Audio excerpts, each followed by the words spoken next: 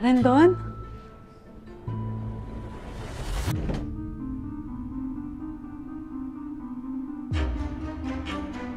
Bakit ngayon ka lang?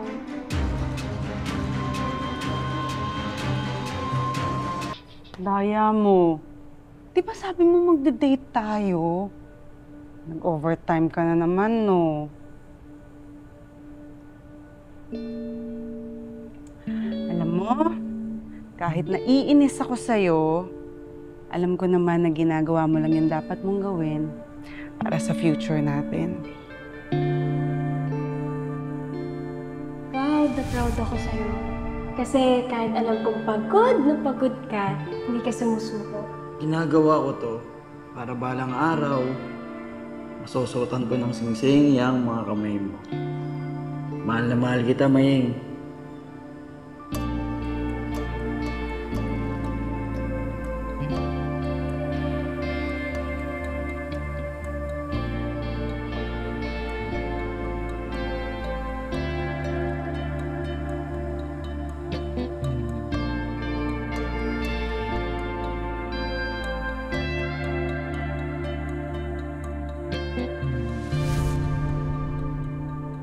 Masyado mo kasing pinapagod yung sarili mo. Hindi ba ang sabi ko naman sa'yo kahit simpleng buhay lang, masaya na ako. Basta ang importante, nagmamahalan tayo, magkasama tayo, masaya tayo.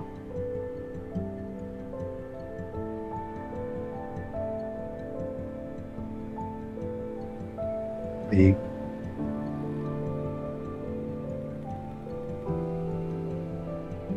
Ang hiling ko lang naman sa'yo, huwag mo akong sasaktan. Dahil mahal na mahal kita.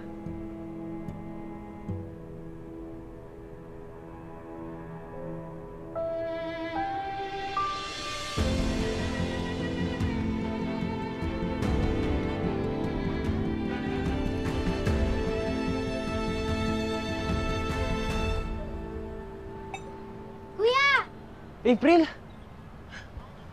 Kuya! Kuya! Kumain ka na ba? Gusto mo ng hotdog? Ano man na to? Sige. Mang Paul, pautang po muna. Bayaran ko na lang po yung kulang. Ano utang? Tago mo yung pera mo. Alam mo bang bayad na sa akin na makitang mahal mo pa rin ang kapatid mo? Teka lang. Salamat po. May juice paano? Ping isa. Oh, bigay mo sa kapatid mo. Baka mabalunan yan.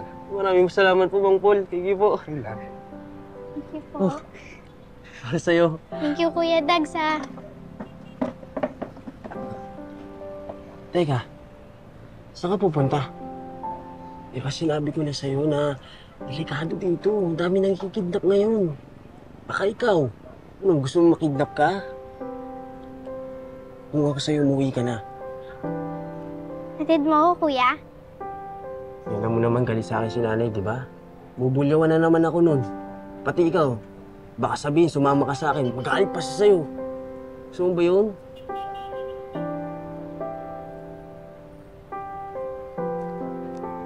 Oh! Saan ka pupunta? Bakit mo ko iiwan? Eh, Kuya, sabi niyo po kasi ayaw niyo akong ihatid, eh. Wala naman ako sinabi ganun. Siyempre, hatid kita. Basta huwag lang tayo magpapakita kay nanay. Pagalitan tayo, okay ba yun? Ito ah. Mang Paul, hatid ko lang si April. Oo, sige. Di ba? Ingat ha.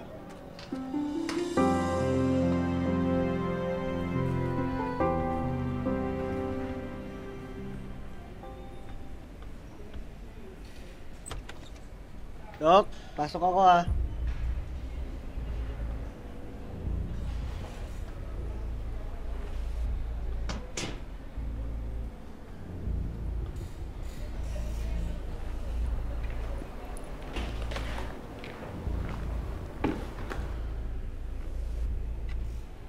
Ayan wala si Kulot.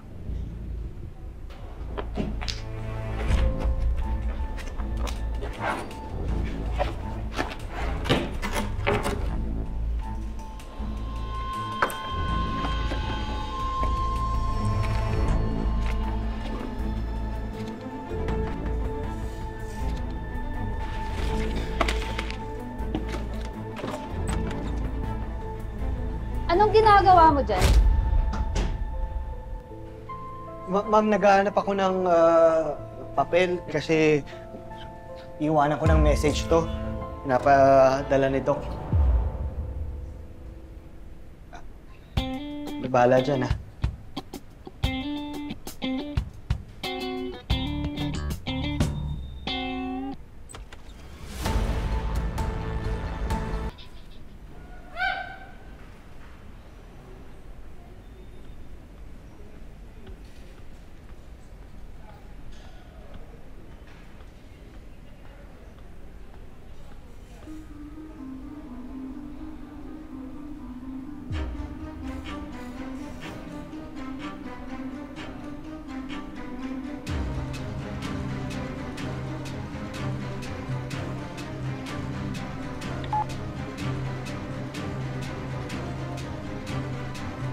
Ano ba yung nangyayari kay Mayim?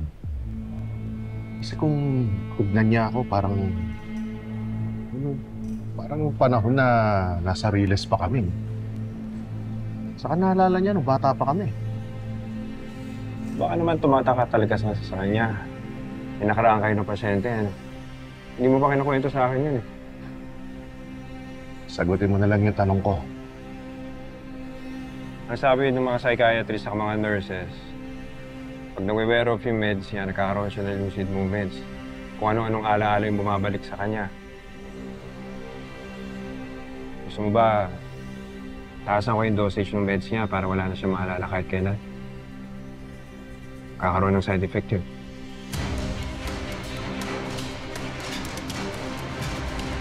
Ayoko na naman yan.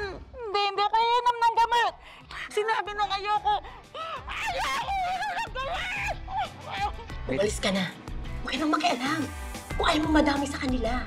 Delikado lagay mo dahil close proximity ka na sa doktor na yon. Alam niyo, Tol, kung wala tayong gagawing action ngayon, dadami yung bibiktimahin nila. Ako, mga tol, mukhang malabo muna. Focus muna ako sa trabaho ko. Di ba matalino ka? Gamitin mo kaya yung talino mo para tumulong sa ibang tao, hindi yung sarili mo lang iniisip mo. Kung ikaw gusto mo solusyonan yung problema ngayon, ako, tol, hindi. Ibang plano ko. Big picture, tol. Gusto kong tuldukan yung lahat ng nangyayari sa atin ngayon. Mr. Matos Victor is here to tell us kung sino ang napili ng pamilya niya para gawing scholar. Our new anti-crime czar, Mr. Rendon Victor. Ginawa ko na lahat ng gusto ninyo. Kailan niyo mapapagamot ang kapatid ko? Katiwalaan niyo lang ako. Kahit 2 kidney, kaya ko bigay sa akin mo. Bang, pagod na ako sa kakatakas mo. Gusto mo bang palabasin kung nagpakamatay ka? Ah!